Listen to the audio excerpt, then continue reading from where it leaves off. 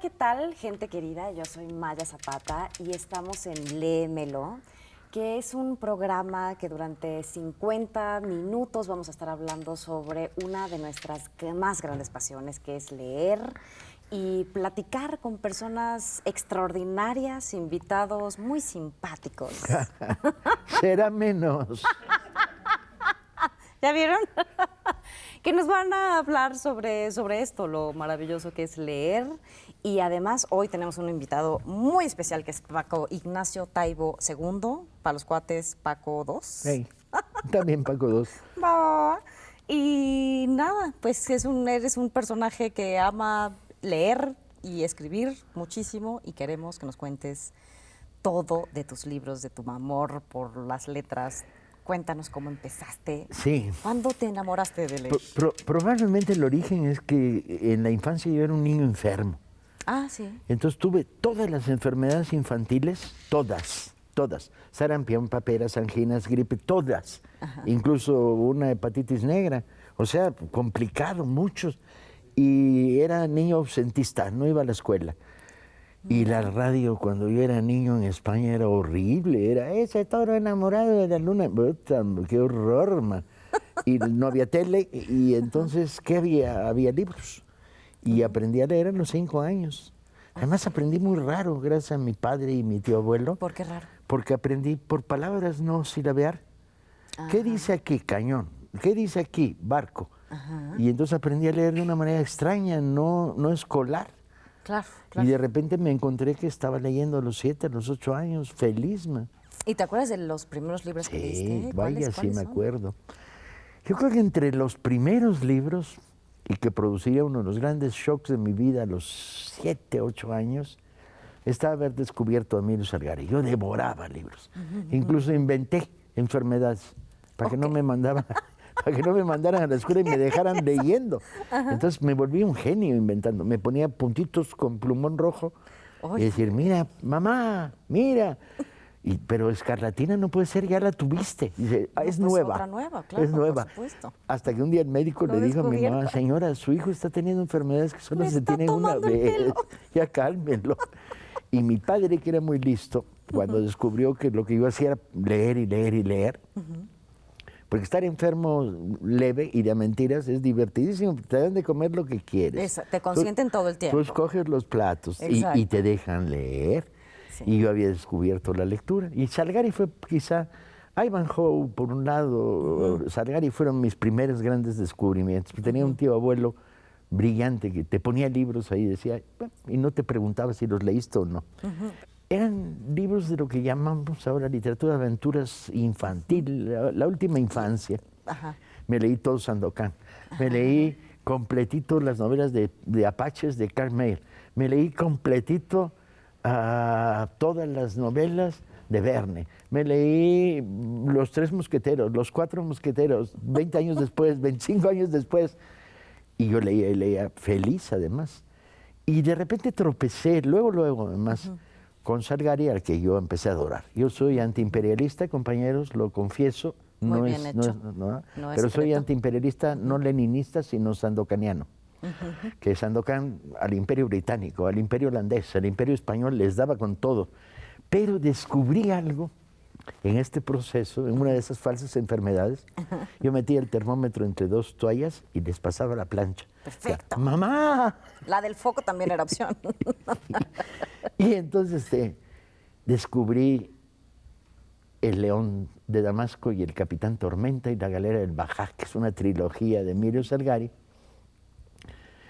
que la primera, que es El Capitán Tormenta, me fascinó. Y yo creo que empezó a cambiar mi vida, que es sitio de Famagusta, en Chipre. Los turcos rodean la ciudad y cañonean, pero en las mañanas un guerrero cristiano sale y reta a duelo singular. Y un gran guerrero turco sale de sus filas y se produce un duelo. Y el Capitán Tormenta es maravilloso, que es el guerrero cristiano, porque tiene una estocada veneciana que le enseñó un maestro suyo, que es y yo practicaba con la escoba. Mi tía casi me mata porque rompí platos, como no tienes idea, por practicar en la cocina con la escoba, con el palo de la escoba. Y el Capitán Tormenta. Y de repente estoy leyendo, capítulo 1, Capitán Tormenta, el duelo contra el León de Damasco, que era y de repente le pegan una estocada al Capitán Tormenta, se lo llevan arrastrando, sangrando, lo meten en un cuarto y chale, le quitan la coraza, le quitan la cota de malla y tenía pechos, mija, era niña. ¿Qué te parece? Y a los 6 años yo dije, órale, mi héroe es una niña, no es un niño. ¿Qué te parece? ¿Qué sentiste? Que está ahí clandestino porque está, bueno, una larga historia y entonces está disfrazado de hombre combatiendo. Y yo dije, wow, órale. Wow. ¿Qué te pasó con eso? Me rompió el esquema. A los 7 años las niñas son cosas raras que están por ahí, diferentes, y empecé a aprender que faldita o pantalón, un mismo corazón. Sí. Y es el origen de mi igualitarismo profundo que luego reivindiqué rápidamente en el 68 y en la vida, pues. Pero ahí, wow. Luego sigo leyendo y el Capitán Tormenta continúa con Capitán Tormenta. Edición rarísima y horrorosa que conservo porque no he tirado un libro en mi vida. Solo algunos que no voy a decir los nombres de los autores. Y luego sigue con El León de Damasco. Además, las ediciones que leí cuando tenía 7 años. ¡Qué bárbaro! Unas joyas. Y El León de Damasco. Y el León de Damasco se enamora del Capitán Tormenta, descubre que es mujer, terminan casándose y se salvan. Y luego tienen un hijo. Y luego le raptan el hijo. Y entonces tienen un ayudante albanés que además tiene un nombre ideal. Se llamaba Moco. Con K, pero para mí, a los 7 años, que un personaje se llame Moco era el placer absoluto. Muy divertido. Y esa fue mi gran pasión infantil por la lectura. Leí muchísimo hasta que mi padre me descubrió. Dijo, Paquín, dijo papá, que era más listo que yo. Dijo, si esta semana no te enfermas, te regalo los Pardayán. 20 tomos de aventuras de capa y espada. 20 pinches tomos. Uy, órale. Y yo dije, no, esto está serio. No dije nada, medité y esa semana no me enfermé. Muy bien, muy buena decisión. No, ¿cuál buena decisión? Horrible decisión porque mi padre me descubrió. Y te llevaron al colegio. Y me llevaron al colegio de nuevo. Ya no tenías tanto tiempo para leer. A interrumpir mi educación sentimental. Óyeme. Y ya de ahí el vicio y el placer por la lectura me acompañó el resto de mi vida. ¿Y cuándo empezaste a escribir? O sea, ¿cuándo te llegó esta idea de quiero escribir? El siguiente paso, que es cómo pasas de lector a escritor. ¿Tal cual? Viví en una familia donde mi tío abuelo era periodista, mi padre era periodista, mi padre en las noches, agotado, escribía. Y uno de los fenómenos que recuerdo con una nitidez enorme es papá salía del periódico a las 2 de la mañana cuando cerraban el día siguiente. Y llegaba a la casa a las 2, 2:30 y se iba a la cocina. La cocina en mi casa de infancia es muy así como... ¿Y qué hacía? Ponía una toalla y arriba de la toalla ponía un Olivetti, letera 32, y escribía una novela. Y yo me levantaba a las 3 de la mañana, me iba arrastrando sin que me cachara y me escondía, como no teníamos perro, me escondía abajo de la mesa de la cocina y ahí oía a mi padre teclear, algo que debía ser muy importante y era su primera novela. Y ahí me dormí arrullado por las teclas y ya, bueno, cantidad de pasiones laterales. Y en cuanto empecé a vivir una vida adolescente, prepa, secundaria, la lectura siempre me acompañó. ¿La escuela te gustó alguna vez o nunca? Sí, porque era el lugar donde me reunía con los otros que leían y hacíamos política. Éramos militantes de la izquierda estudiantil y entonces me encantaba la escuela por eso. Y porque de repente encontré algunos maestros que de veras eran iluminadores. En general era bastante aburrido. Yo soy hijo de la educación pública mexicana. Escuelas con número, secundaria 4, prepa 1 y luego la universidad, aquí. La UNAM. Y me fugué de todas. En cuanto podía me iba. ¿En serio? Sí, lo lamento. No, qué bueno, me parece maravilloso. Lo que pasa es que era muy absurdo. Yo por ahí de los 20 años yo sabía que quería ser 2 cosas. Miembro del Proyecto de Liberación Nacional y escritor. Y entonces, ¿cómo haces una carrera de escritor? Entonces En la UNAM estudié un poco de sociología. Ajá. Me fui.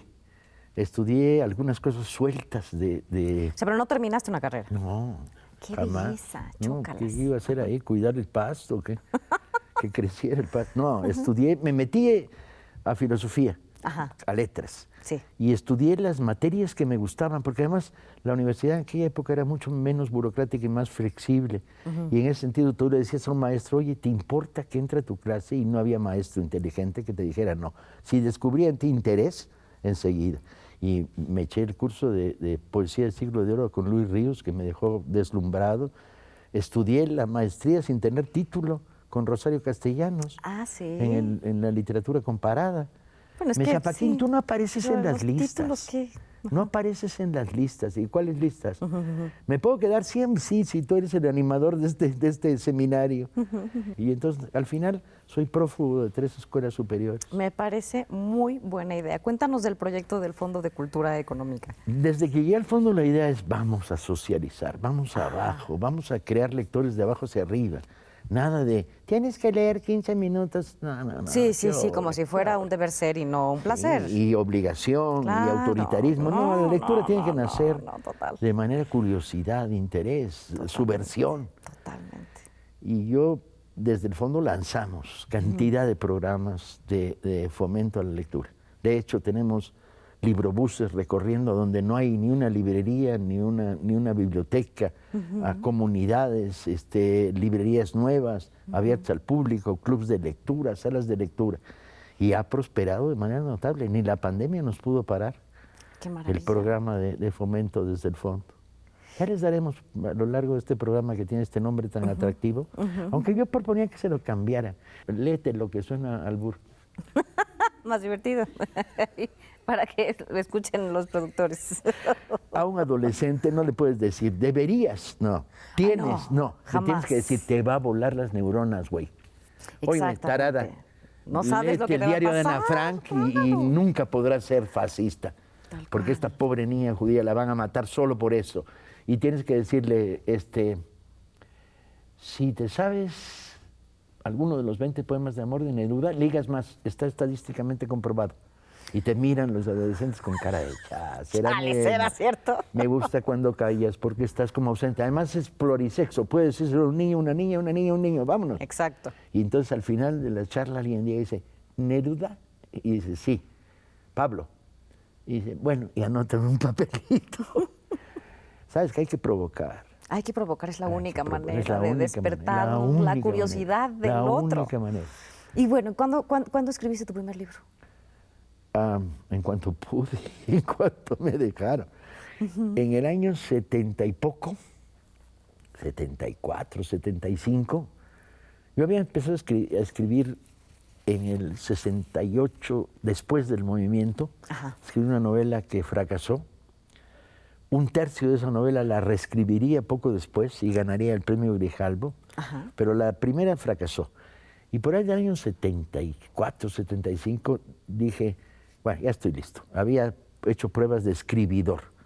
Escribía en periódicos, escribía en programas de televisión raros, escribía horóscopos.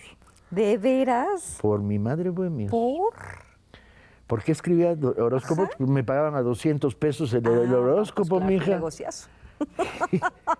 hasta que me cacharon cómo los escribía.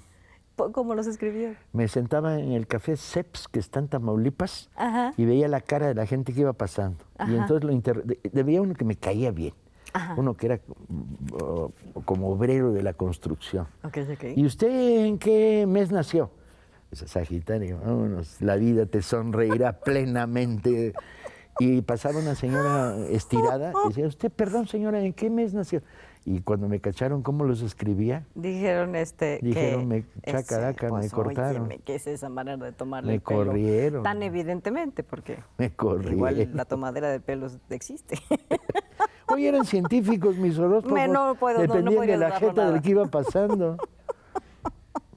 Y entonces de repente me solté y me puse a escribir. Pues muy bien, Y escribí Días de Combate, la primera novela. Muy bien. Una novela policíaca. ¿Por qué policíaca? Porque me atraía mucho. ¿Qué me atraía mucho en aquella época? Me atraía mucho hacer literatura de acción, donde pasaran muchas cosas, hubiera enigma, hubiera tentación, tensión, y al mismo tiempo me interesaba mucho a través de la novela policíaca hacer una reflexión sobre la sociedad en la que vivíamos. Okay. Y entonces ese camino fue mi primer camino. Sí. Y luego una por año durante años. ¿Qué novelas policíacas nos recomiendas? Va a haber una que se va a estrenar pronto en Netflix, ¿no? Bueno, esa serie de Netflix recoge las novelas de Velasco Arán. Días de combate, Cosa fácil, Algunas nubes, las primeras. Perfecto. Ya varias de mis libros han ido al cine y tengo que aprender que no son mis libros, son sus versiones. No. Y hay que respetarlo, y es la visión de los directores y de los guionistas. Y entonces, bueno, yo soy responsable, para bien y para mal, de lo que escribo. Pero tengo mucho respeto. Entonces la terminaré viendo, porque la curiosidad mató al gato, ni modo que no la vea. Y la terminaré viendo cerca del día del estreno, pero con regular simpatía y generosidad, y es su versión, y si me gusta me tiene que gustar por cómo lo hicieron y no por lo que tiene de mi novela. Claro, pues sí, es una creación aparte también, independiente. Pase, oye, amor. Bueno, nos vamos a ir a un corte, pero ahorita volvemos.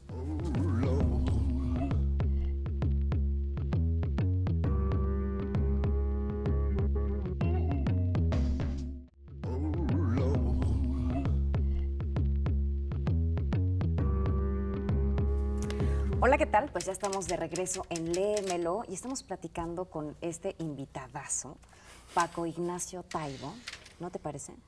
Sí, también está recordando nuestra anterior frase de léelo, léetelo, que estaba muy bien. Vámonos. Te ríes con tu no te chiste. interrumpo, me río mis chistes yo solito. Oye, ¿cuántos libros has escrito?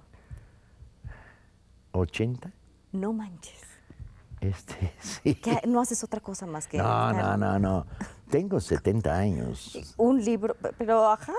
Desde los 20 estoy produciendo. Por eso. Pero además son libros que son chiquitos, un libro de cuentos, un guión de un cómic. Novelas debo tener unas 14, 15. Y libros de historia unos 10 o 12.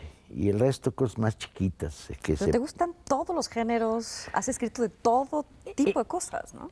La idea es que no te ponga una etiqueta y tengas que vivir con ella, ¿no? Pues sí.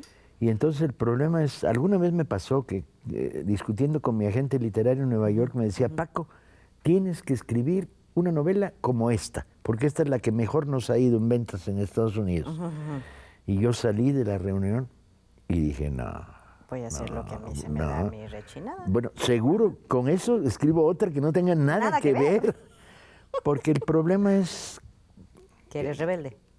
Sí, además hay que cultivar la rebeldía, ¿no? Me parece perfecto. Dejarla suelta. Pues es el principio de los creadores, pues sí, ¿no? porque sobre todo yo había resuelto creación. mis problemas económicos como profesional desde hace 30 años. Entonces, pues ya que vivo de los libros que vendo en todo el mundo. Exacto. Es que eso te da libertad, eso es lo que te da libertad. Y de repente creativa. ganas libertad, y entonces ¿qué vale? Vale tu libertad. Por supuesto. Un libro como el Che, ¿cuánto tarda en escribirse? El problema es que tiene unas cifras falsas, que es el tiempo que tardé en escribirlo debe haber sido 1 año y medio. Pero la investigación la venía arrastrando desde 5, 6 años, 7 años, reuniendo material. Y entonces, al final tú dices, bueno, el último libro que se publicó en México, La Libertad, el que salió hace una semana, me lo escribí en 4 meses, en las noches de pandemia. La pandemia alteró mi sueño, me hizo pedazos el sueño. Sí. Y entonces, de 4 a 6 de la mañana, cuando los pajaritos llegaban, yo decía, ya terminé de escribir. Me lo escribí en 4 meses de noches de pandemia. Pero hay investigaciones ahí que tuvieron, hace 10 años las empecé, de libros de historia. ¿Y lees? ¿Cómo te preparas para escribir? ¿Lees primero? ¿Te Leo inspiras? un montón y tomo notas y hago mucho trabajo de archivos. Cuando hago historia, hago mucho trabajo de archivos. Y en algunos... ¿Cuándo sabes que ya es momento de empezar a Cuando el libro me lo dice. Cuando el texto que tienes ahí dice, ya estoy listo, ya no porque llega un momento en que a base de reescribir y corregir, lo vas empeorando, no mejorando. Eso. ¿Cómo sabes cuándo parar? Cuando ¿Cómo te sabes dice, cuándo ya estoy. empezar y cómo sabes cuándo parar de reescribir y de rehacer? Porque siempre es mejorable, ¿no? Sí, o parece ser. Ojo. Esa posibilidad existe. Porque pero entonces, ¿cuál nunca es el se me límite? olvidará cómo vi a Rulfo casualmente en su casa quemar un manuscrito de una novela suya en la chimenea. Y esa imagen me quedó tan grabada que dije, ¿qué tal si era buenísima? Es muy probable. ¿Qué tal si era buenísima? Y la autocrítica no le dejó Y el perfeccionismo. amarrarla. Vete a saber, yo creo que más bien la autocompetencia consigo mismo. Pues es que ese es o el las dudas. perfeccionismo, tal cual. ¿Tú eres perfeccionista? ¿Te consideras perfeccionista? Perfeccionista no, soy machacador. O sea, un texto lo escribo, lo reescribo, lo reescribo. Ok, claro. Pero no, es que no soy perfeccionista, no. Me preocupa más que la investigación sea muy rigurosa y no haber dejado huecos y que me guste lo que estoy haciendo. Sí. Después de terminar el Che, me ofrecieron un cheque en blanco por escribir una biografía de un personaje muy famoso. Ajá, y yo dije, es la primera vez que me voy a poder rechazar un cheque en blanco. ¡Paloma, mira! Porque me quitaban lo esencial. Era, me meto una biografía grande, son 3 años. Me meto 3 años a escribir algo que no me calienta. No, yo solo escribo de gente que me cae bien. Me parece maravilloso. Cuando hago historia. Pero se necesita cierta desfachatez para escribir como tú escribes. El perfeccionismo es mala compañía de la desfachatez. No, como no lo tengo, no lo sé. Exacto, yo sí.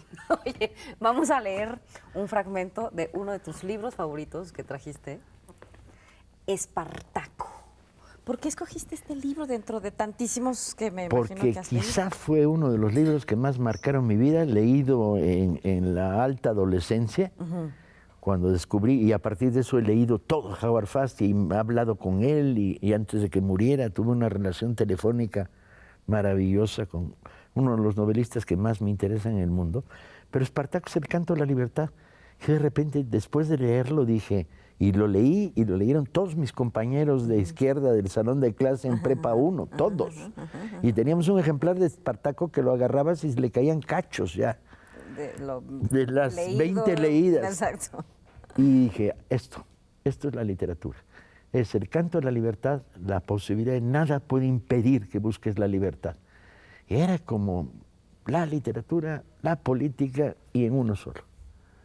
¿Esta rebeldía que tienes te la inspiró Espartaco o la viste ya la traía reflejada ahí? Ya la traía puesta. ¿Y la viste ahí reflejada? Yo era niño de izquierda. Sí. Cuando tenía 5 años era de izquierda. No de izquierda. ¿Ya sabías que eras de izquierda? Yo no sé. A ver, voy caminando por un parque con mi tío abuelo tomadito de la mano. Mi tío abuelo era mi figura angélica paternal junto con mi padre, pero más todavía mi tío abuelo. Viene un cura de frente, vestido de cura, con toca, etc. Mi tío lo para al cura, ¿cómo está, señor Lavilla? Bla, bla, bla. Y dice, dile, dice señalándome. Y yo miro al cura, tendría 5 años, 6 años. Digo, ¿por qué no reparten los tesoros del Vaticano? Y el cura se horroriza y dice, ay, Lavilla, este niño, ya llévelo a la iglesia, edúquelo. Vivíamos en pleno franquismo en esa época. Tremendo. Y el cura huyó frente a un niño maligno, chiquitito, sonriente, de 5 o 6 años, que cuando se iba dijo, y además no voy a la iglesia porque ahí no dejan fumar. Y el cura indignado se voltea y dice, pero tú no fumas. Y yo le dije, según el registro de mi tío abuelo, que esta historia me la contó 20 veces. Yo dije, no, pero voy a fumar mucho. No, pero seguro lo voy a hacer. No más esperes. Era niño de izquierda. Sí, fíjate. ¿Y así te decías desde entonces? Sí. Te amo. Dejé de usar corbata, tengo la fecha. En 1967, donde en un baile de graduación de mi generación de la prepa, cuando íbamos entrando, el prefecto detiene a uno de nuestros compañeros, le dice, no puedes entrar porque no tienes corbata. Y este hombre de apellido Vergara, mira cómo la memoria todavía me regresa. Dice, pues no la tengo porque no la quiero y no la tengo. Y los que estábamos ahí, que éramos 30 del frente de izquierda, agarramos en ese momento nuestras corbatas y las tiramos al suelo. Muy bien hecho. Y no entramos al baile. Desde ese día no he usado ni un traje ni una corbata. Sí, ya me di cuenta. Eso. Oye, pero tengo unas camisetas chingonas. Oye, eso sí, tienes muy buen gusto con tus camisetas, ¿eh? No lo vamos a poder negar. Vamos a leer el fragmento. Démosle, pues.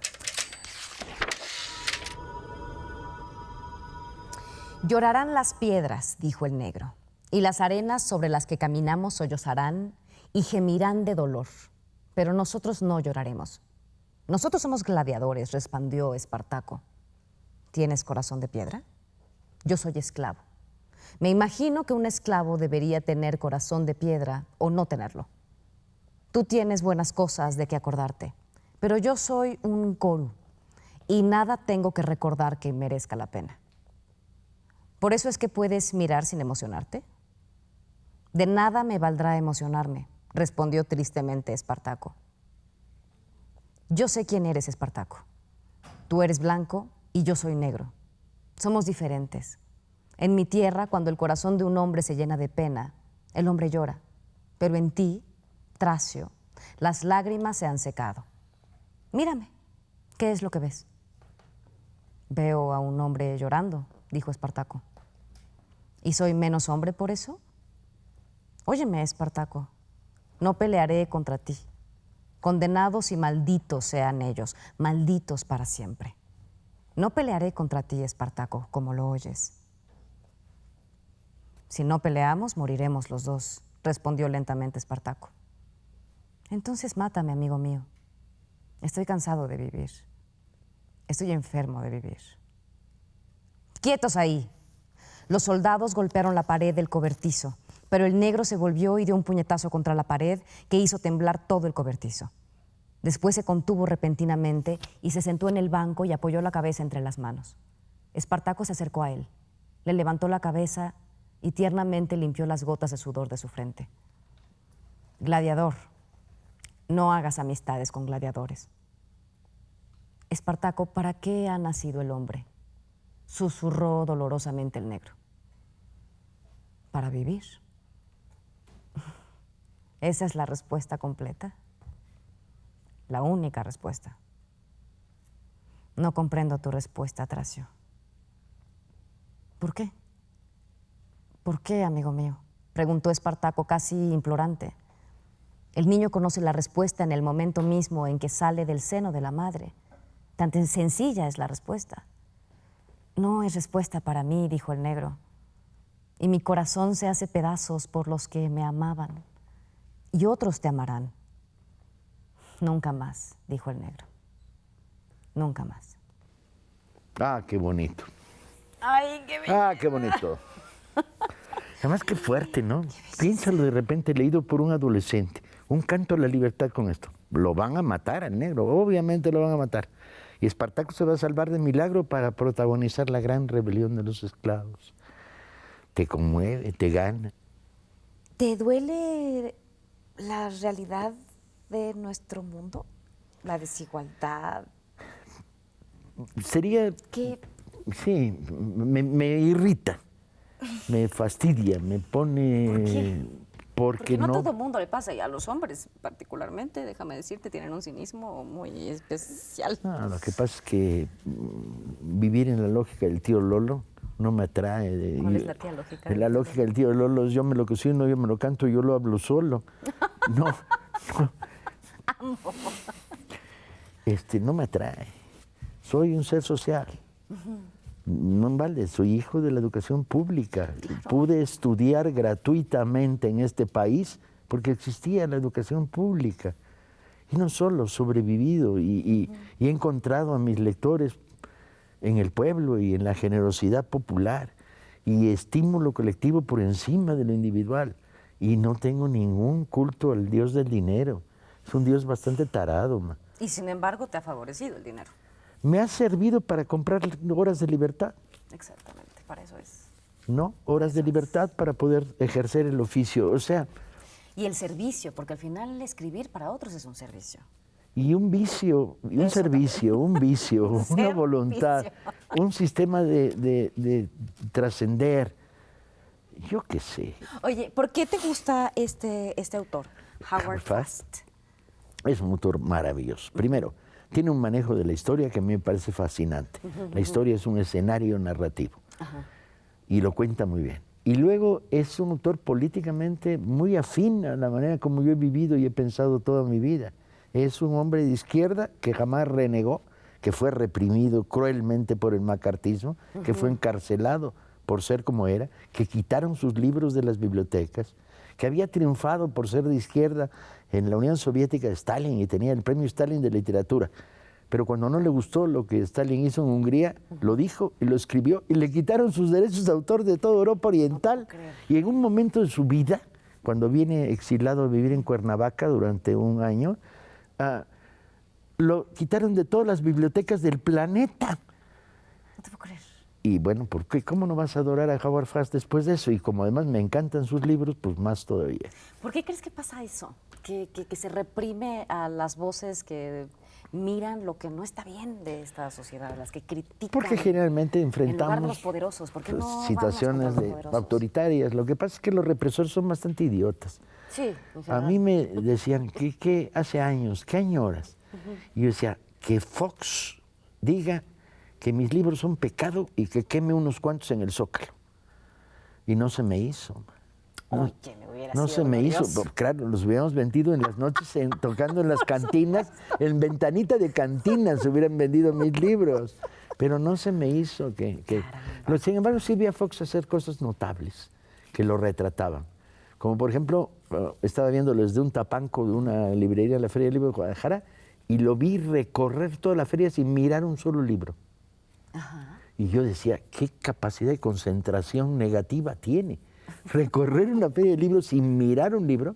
O sea, cada vez que un librero se le acercaba y le enseñaba un libro, hacía así. No te puedo creer. Qué fuerte. Qué fuerte, ¿no? Qué analfabetismo funcional tan potente. Y era presidente de este país. No manches. Todos los que votaron con él tienen tiempo hasta el día en que mueran de arrepentirse. Sí, completamente.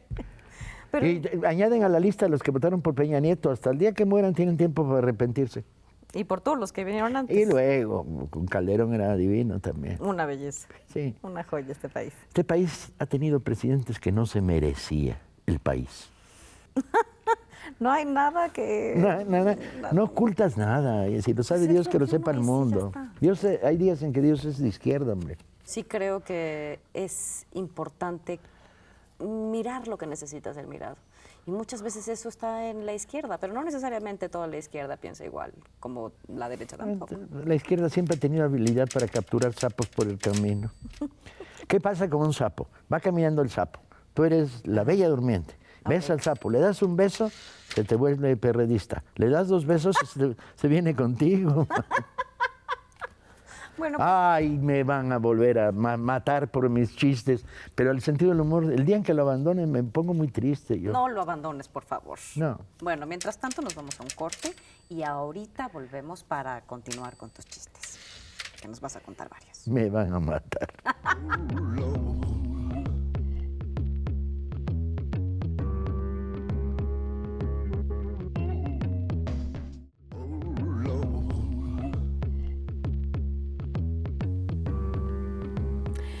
Hola, ¿qué tal? Pues estamos de regreso en este programa Léemelo con un invitado extraordinario que se llama José Ignacio Taibo. No. ¿Cómo que no? José Paco. Ignacio.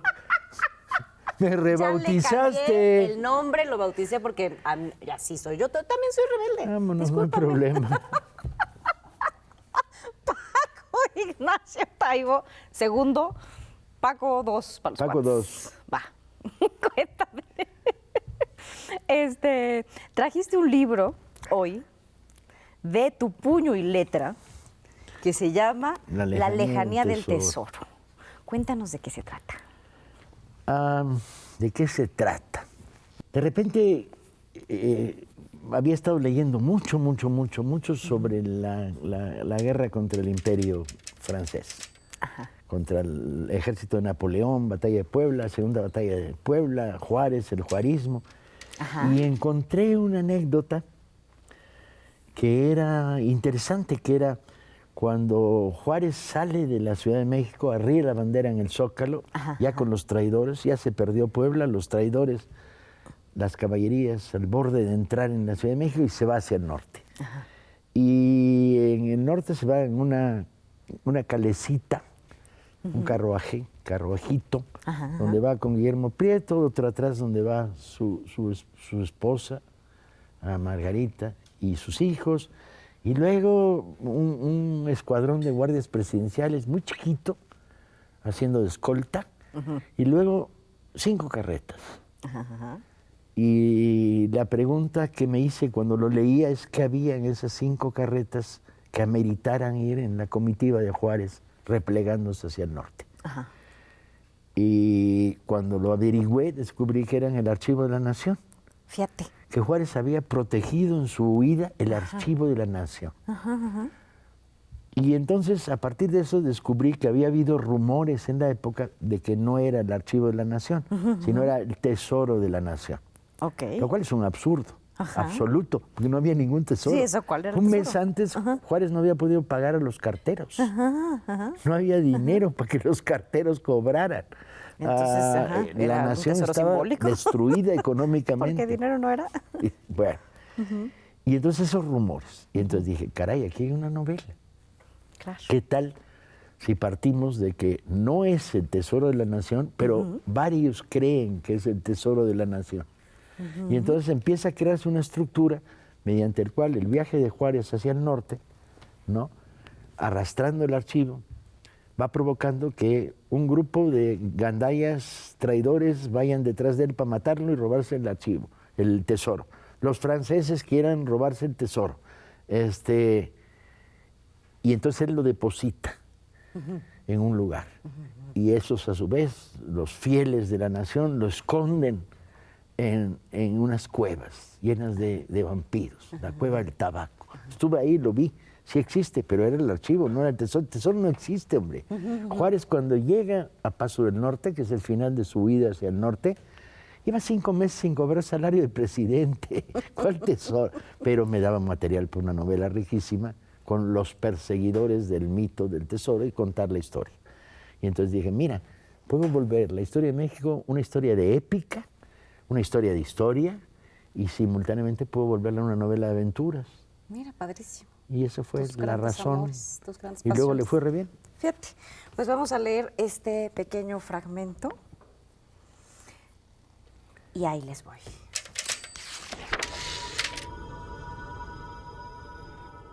Señor presidente, vengo a hacer un favor, no a pedir una recompensa. En la calle están desde hace un par de días los custodios del Archivo de la Nación que usted dejó en Coahuila, en un pueblecito a la entrada del desierto, y que quieren devolverlo, pero solo a usted, que se los encargó en persona y en propia mano. ¿Cómo no se me había avisado? Riva alzó los hombros, mientras Juárez, tirando del cordón, tocaba una campanilla oculta tras las cortinas. Un secretario entró con paso apresurado. Juárez se apartó a un lado con él. Con gestos hoscos y señalando las calles adyacentes a Palacio, lo despidió de inmediato. Le agradezco su interés, general. Estoy rodeado de aparato innecesario que me aleja de las cosas que me interesan. A veces añoro los días en los que paseaba por las callejuelas de Monterrey sin escolta y sin que nadie me mirase 2 veces, dijo volviéndose arriba a Palacio. Señor presidente, yo me muero de nostalgias. Vivo en la añoranza de todo, excepto de los catres de campaña y la tierra húmeda de las montañas alrededor de Zitácuaro. He descubierto los placeres de las camas mullidas y las almohadas de plumas de ganso. Riva Palacio, que es el segundo personaje en la historia, que es cuando recuperan el archivo, que se los traen de regreso a México, tendrá poco después una reunión con Juárez. Vicente Riva Palacio, gran poeta, gran escritor y general durante la guerra contra el Imperio francés, que llega y le dice a Juárez, señor presidente, ya me voy, dejo el ejército. Y pues sí, lo entiendo, 5 años, pero vamos a tener que pagarle sus salarios atrasados, le dice Juárez a Riva. Y Riva le dice, no, señor presidente, a la patria se le sirve, no se le cobra. Cuando leí esa historia, yo dije, para toda la vida, Riva Palacio me lo grabo en el corazón y me lo llevo para toda la vida. Tal cual, es un servicio. Y es que ese es el tipo de anécdotas que recoge el libro que a mí me fascinaron cuando lo estaba preparando y trabajando. ¿Es una novela? Sí, sí es una novela. Incluso hay un momento en que hay un apache que se mete en la cueva del tabaco y se pone a leer el Archivo de la Nación, a ver qué encuentra, que le interese. O 2 desertores del ejército confederado norteamericano que viajan hacia el sur de México y que en el fondo lo que pasa es que son gays y quieren besarse a la luz de las hogueras sin que nadie les dé la lata. O sea, le metí cantidad de material literario para gozarlo. Me parece padrísimo. Oye, ¿y trajiste un librito? Traje. Una compilación. Ahí está. Traje. Lo que pasa es que me dijeron, ¿y qué libro últimamente te trae muy ilusionado? Y dije, no lo sé porque todos los días cambio de ilusiones. Pero este es el que voy a empezar a leer dentro de 2 días, a releer en cuanto salga y ya tenga mis lentes para leer de noche. ¿Por qué? Porque estoy regresando a pensar que Dos Pasos era una de las lecturas más importantes que he tenido en mi vida y creo que hay que volver a leerlo para descubrir las virtudes de lo que es mezclar el periodismo narrativo histórico con la novela pura. ¿Quién es Dos Pasos? Cuéntanos. John Dos Pasos, novelista norteamericano de la generación perdida, de origen portugués, norteamericano, autor de algunos de los libros más importantes, contemporáneo de Hemingway, Faulkner, Scott Fitzgerald, toda la generación perdida. Pero muy poco conocido, sorprendentemente. Estuvo de supermoda en los años 40 y 50, pero como que está fuera del radar del lector normal, común y corriente de hoy. Y quiero volver a sacarlo y traerlo al radar. ¿Ya lo desempolvaste? Bueno, es un libro. Anda, muestra, está medio chamagoso, es cierto. Mira, ya está más chamagoso que cuando lo traje, fíjate. Ay, sí, creo que no. Ustedes lo resuelven porque la televisión es el único sistema de comunicación que tiene masking tape como instrumento fundamental. Entonces ahí le vamos a tener que meter un masking a mi libro. Aquí no le vendría nada mal. Bueno, les voy a leer este pedacito que se llama Entre los socialistas, el ciego es rey.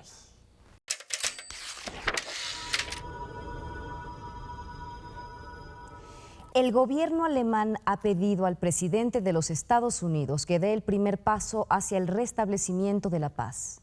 Notifique a los beligerantes tal requerimiento y los invite a nombrar delegados plenipotenciarios con objeto de iniciar negociaciones.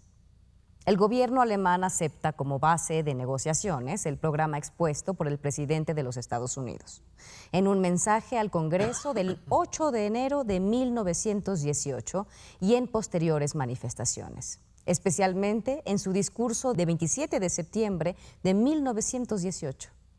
Con el fin de impedir que continúe el derramamiento de sangre, el gobierno alemán ruega al presidente de los Estados Unidos que ponga la firma inmediata a un armisticio en tierra, mar y aire. Fíjate qué curioso, es una noticia periodística común y corriente. ¿Por qué pero ¿qué hace Dos Pasos? La incrusta en una novela. Y entonces empieza a crear un sistema de meter información periodística a mitad de la novela para crear ambiente y contexto. Yo creo que en tiempos como los que estamos viviendo es importante esta cóctel. La novela, al fin y al cabo, es la madre de todas las guerras, como dijo Saddam Hussein, y vale todo, puedes meter todo en ella. Totalmente. Y esta aportación de lo periodístico directo a la novela me resulta muy interesante. Más vale que el masking que tengan ustedes aquí sea bueno, porque esto ya se fue, se está... Ya valió, se está haciendo pomada. Se está deshaciendo. ¿Cuántas veces lo has leído? El tomo varias, porque como es un tomo que trae varias novelas, pues lo debo haber leído 6 o 7 veces. ¿Qué va? Por cada novela. No necesariamente la misma novela 7 veces. A tanto no llego. ¿Y por qué lo has leído tantas veces? Porque trae 7 novelas diferentes. No, ya sé, pero además has regresado a ella, supongo. No, ahora voy a regresar. Relecturas, ahora voy a empezar. Crucemos los dedos de la mano. En cuanto me extiendan mis nuevos lentes para leer de noche, ya puedo dejar los lentes de narco, ya puedo ya puedo volver a leer, que llevo un mes de suplicio. Ahora, Dos Pasos te gusta porque tiene una dimensión realista y también social, ¿no? Sí. ¿Y por qué? Porque tiene una dimensión realista y también social. Te di la respuesta. Mija, pusiste la mesa, yo nomás me senté a comer.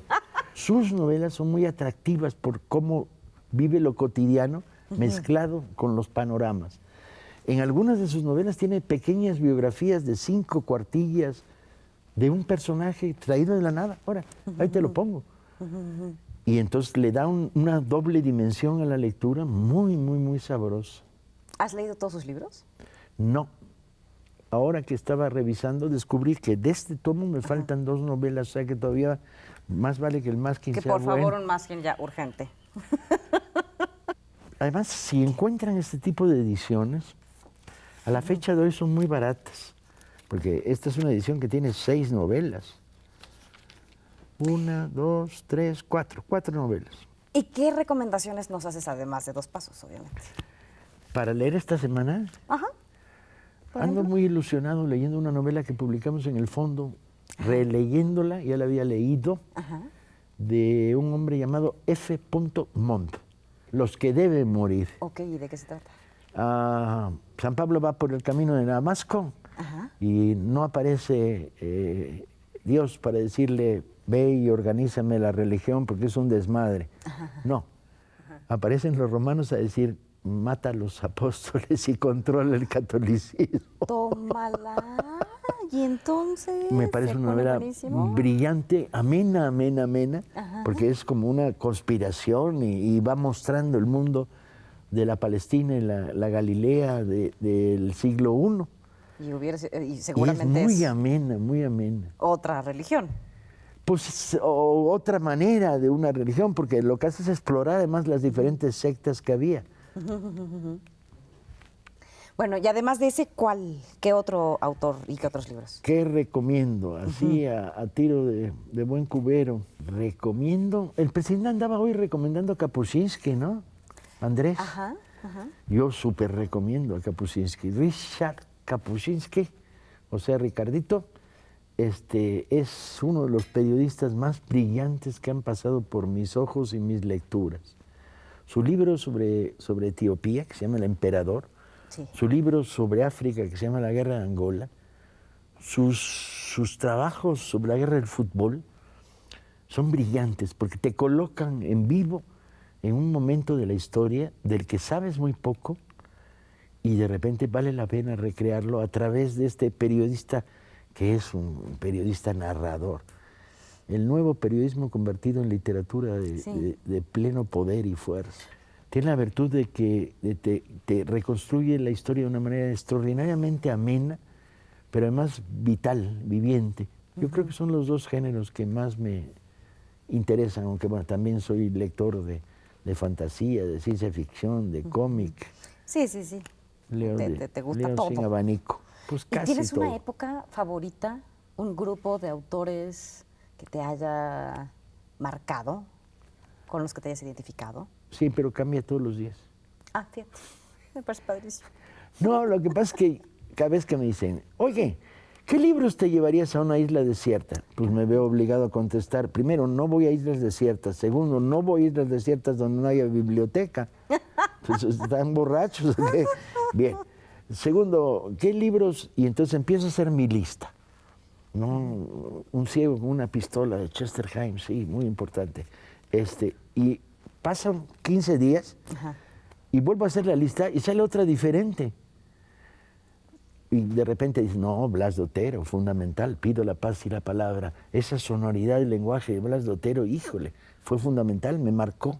El poeta español de los 50, me marcó. No somos los mismos todos los días. No, entonces... no solo no somos los mismos, la memoria no es la misma porque la memoria es un cajón que tiene un hoyo en alguna parte donde se pierden cosas todos los días. Exacto, eso es verdad. Oye, y la poesía, justo que estabas hablando ahorita de la poesía, además de Neruda, ¿cuál es tu soy lector de poesía favorito? de closet. ¿Sí? Puse el mueble en mi biblioteca, en mi casa, hay bibliotecas por toda la casa, en todos los pisos. Pero el de poesía lo puse en el camino entre mi recámara y el baño. De tal manera que cuando vas pasando, matanga, dijo la changa. y me leo un par de poemas en el baño. Yo aprendí Gran lugar para leer poesía. Muchacha, Óyeme. yo aprendí a mear sentado, que es una actitud femenina muy importante porque puedes leer, cosa que mis compañeros machines no practican por mensos. No, pues claro. No, bueno, ellos se lo pierden. Se lo pierden, por supuesto. Y entonces de repente, y además como tiro sin abrir los ojos, me salen cosas muy raras, me salen así Migmet, me sale Quevedo, me sale por 10 cañones por banda, no corta el mar sino vuela, un velero bergantín, y dices, ¿qué pasó? ¿Y Sor Juana no te sale por ahí? Sí, sin duda, me parece maravilloso. ¿Pita Amor? Pita Amor no, curioso. Está maravillosa. Ahí ya debe haber un libro de Pita, pero no está así como a distancia de jalón. Pues póntela. Póngola. Recomendaciones acepto todo el tiempo. Me encanta. Oigan, pues nada, se nos acabó el tiempo. Chale, yo Ya que me sé. estaba empezando a divertir. Apenas, qué poca. Pero bueno, pues... Esta es de barrio, ¿eh? Ah, De repente óyeme, dice cosas discúlpame. como qué poca, que se agradecen en un lenguaje anquilosado. Oiga usted, caballero, pase por aquí. Caballero, güey, los que tienen caballo, unos de a pie. Exacto. Entonces agradece Hay que hablarnos seas así, por de favor. barrio. ¿Verdad, tú. Chócalas? Esa es la única Estuvo forma muy de bien. existir. Buena entrevista, lo pasé muy bien. Ay, igualmente. Paco Ignacio y no José Ignacio. No. Paco segundo. La próxima vez que patines, cómprate patineta. Ah, está bien. Bueno, pues nos vamos de este capítulo, de este programa que disfrutamos muchísimo, y no se pierdan el siguiente programa de Léemelo. Hasta la próxima.